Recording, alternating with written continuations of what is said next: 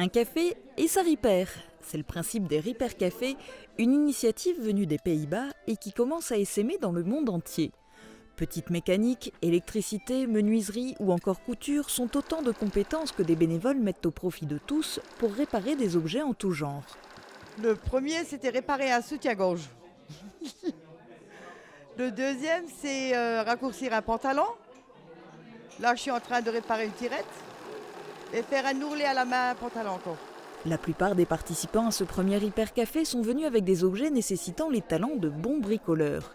Et pour une première, cela a plutôt bien fonctionné. Je suis très satisfaite de ce premier Repair Café. Il y a beaucoup de monde beaucoup de personnes qui sont venues faire les curieux et puis finalement apporter des objets à réparer. Il s'agit pour tout un chacun de réaliser des économies et de trouver des gens capables d'effectuer de telles réparations. Une manière aussi de dire non à la société de surconsommation qui a tendance à trop facilement jeter et racheter au lieu de justement faire réparer ou réparer soi-même. Une démarche qui a surtout un sens écologique. L'idée, c'est d'éviter de jeter à la poubelle des objets qui seraient encore en état de fonctionner si on y faisait une simple réparation.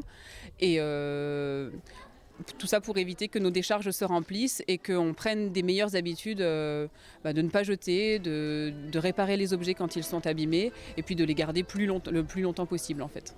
Cet aspect écologique a retenu l'attention de la communauté d'agglomération Sarreguemines-Confluence qui soutient la démarche en prenant en charge la communication et les frais de location de salles.